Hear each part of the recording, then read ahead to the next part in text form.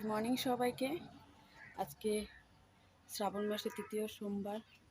সবাইকে হর হর মহাদেব। আর আজকে হলো সকাল সকাল চলে আসলাম দোকানে, 7টা বাজে। এখন দোকান খুলবো।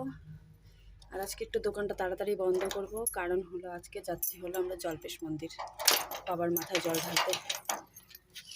তাই আজকে ব্লগটা তোমাদের সাথে কী করছি না করছি সব কিছু শেয়ার করব, ঠিক আছে? আর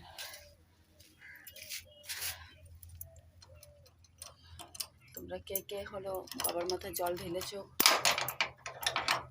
জল্পেশের থেকে গিয়েছো, সবাই কমেন্ট করে জানিও। আমি এবার হলো 2বার হবে। আগে একবার গিয়েছিলাম, তার আগের বার যেতে পারিনি, তাতানের পাপার পা ভাঙ্গা ছিল তাই। তা আজকে যাচ্ছি, স্নান টান করে সকাল সকাল দোকানে চলে এসেছি। ঠিক আছে, দোকান শাটার উঠে পরে তোমাদের সাথে আবার কথা বলছি। দোকান এখন ঝাড়ঝাপটা দিয়ে দিব, মালগুলো সব ঝুলানো হয়ে গেছে। আর হলো বৃষ্টি পড়ছিল, চিন্তা করছিলাম কিভাবে যাব। এখন দেখি বৃষ্টিটা একটু কমে গেছে। তাতান গেছে পড়তে, চলে আসবে 9টার মধ্যে। আমরা 10টার মধ্যে বেরিয়ে যাব।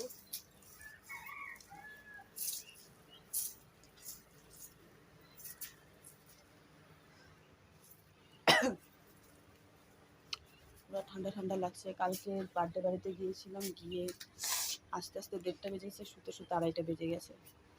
বার্থডে থেকে এসে কিছু রিল বানালাম, তারপরে হলো ঘুমালাম।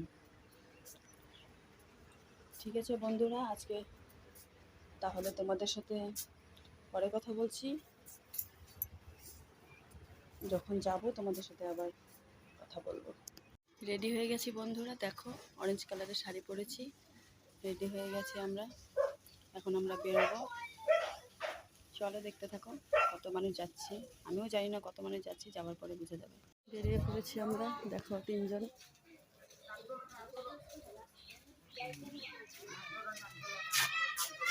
এখন পাকা রাস্তায় যাবো, ওখান থেকে গাড়িতে উঠবো। চলে এসেছি আমরা, এই যে দেখো সবাই যাচ্ছি এখন। হ্যালো গাইস,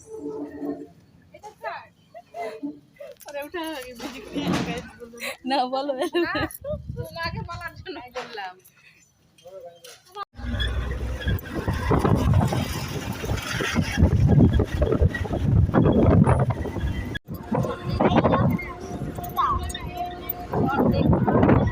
তিস্তায় যাবো, তিস্তায় নেমে স্নান টান করে পুজো টুজো দিয়ে তারপরে যাবো জল্পেশ মন্দিরে।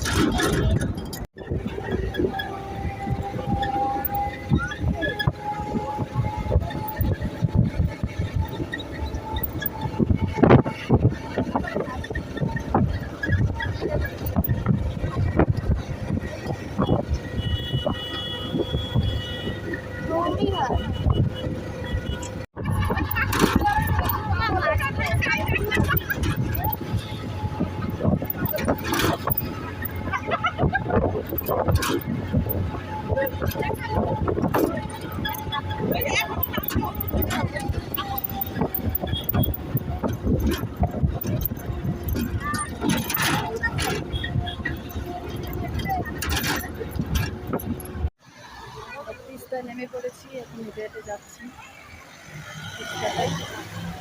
এই জিনিসটি সব কিনবো, কিনে তারপর তিস্তায় নামবো।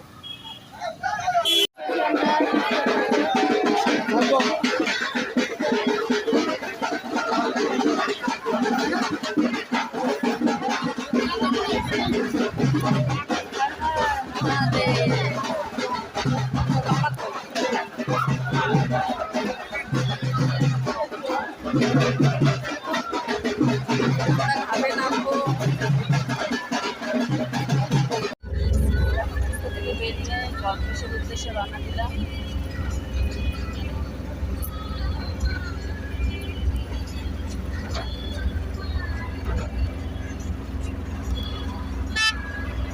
আবার কথা হচ্ছে তোমাদের সাথে। এখন আমরা গাড়ি থেকে নেমে হেঁটে হেঁটে যাচ্ছি মন্দিরে। গাড়িটা অনেক আগেই রেখে দিয়েছে, এখন মন্দিরে যাচ্ছি হেঁটে হেঁটে। তাতানোকে পা জায়গা আছে, আমরা পিছনে আছি। যাবো হেঁটে হেঁটে, পুরা রোদ্রু পাগুলো পুড়ে যাচ্ছে পুরা।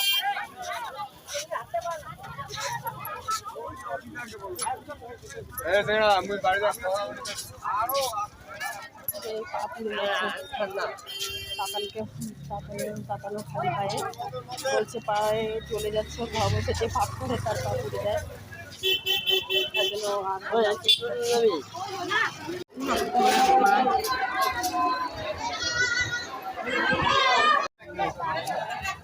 আমাদের জল ঢালা হয়ে গেছে, আমরা এখন বেরিয়ে পড়লাম। এবার খুব কষ্ট হলো, অনেক বড় লাইন, মেয়েদের লাইন অনেক বড়। তাতান ছিল আলাদা লাইনে, ওদের লাইনটা ছোট ছিল, আমাদের লাইনটা অনেক বড় ছিল। প্রচুর কষ্ট হয়েছে, আগে একবার আসছি তখন তো কষ্ট হয়নি, প্রচুর কষ্ট হলো, নেমেছি একাকার হয়ে গেছে। এখন জল ঢালা হয়ে গেছে, আমরা বাইরে বেরিয়ে পড়ছি, যাবো কিছু খাওয়া দাওয়া করবো, তারপরে নিরামিষে কিছু খাওয়া দাওয়া হবে, সব নিরামিষই হোটেল, খাওয়া দাওয়া করবো, তারপরে বাড়ি যাবো। আমরা একটু মেলা ঘুরছি।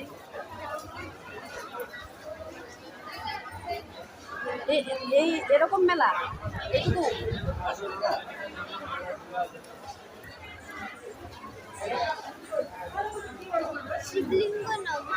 তাতান অসুস্থ হয়ে গেছে, তাতান খাওয়া দাওয়া করে মানে আরো কেলায় গেল তাতন। এখন আর ভালো লাগতেছে না, না? আর আসবি সামনের বছর? কেন? আরেকবার আসতে লাগবে, তারপরে না আসিস, আর একবার আসবি, তারপরে আর আসতে হবে, তারপরে আবার বড় হয়।